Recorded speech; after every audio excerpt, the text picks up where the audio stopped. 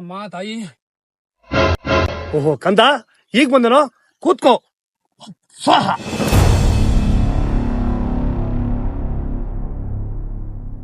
ಏನೋ ನಿನ್ ಕಷ್ಟ? ಏನಿಲ್ಲ ಕಣವ, ಊರಾಗಿರೋ ಹೆಣ್ಮಕ್ಳಿಗೆಲ್ಲ ಮದ್ವೆ ಆಯ್ತು. ನನ್ ಮಗಳಿಗೆ ಯಾವ ಗಂಡ್ ಬಂದ್ರು ಒಪ್ತಿಲ್ಲ. ಒಂದ್ ದಾರಿ ತೋರ್ಸವ. ಹೌದಾ, ನಿನ್ ಮಗಳ ಹೆಸರೇನು? ಭಾರತಿ ಕಣವ. ಬರ್ತೀನಾ? ಹಾಗಾದ್ರೆ ಕಣ್ಮುಚ್ಚು, ಜನ್ಮರಸ್ಯ ತಿಳ್ಕೊಂತೀನಿ. ಭಾರತಿ ಹುಡುಗಿ ಇಷ್ಟ ಆದ್ಲೇನೋ? ಹಾಪ ಇಷ್ಟ ಆದ್ಲು. ಅಮ್ಮ, ಹುಡ್ಗ ನಿಂಗೆ ಇಷ್ಟ ಆದ್ನಮ್ಮ?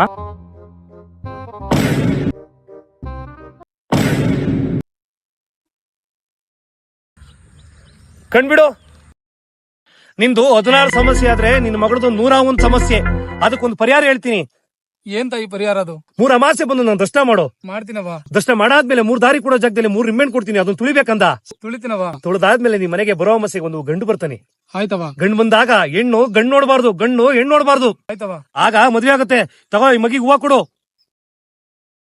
ಅಮಾಸೆಗೆ ನೀನು ಬರೇ ಕೈಯಲ್ಲಿ ಮಾತ್ರ ಬರ್ಬೇಡಕಂದ. ಸರಿ ಕಣವ. ಸರಿ ನೋಡು. ಆಯ್ತವ, ಬರ್ತೀನವ.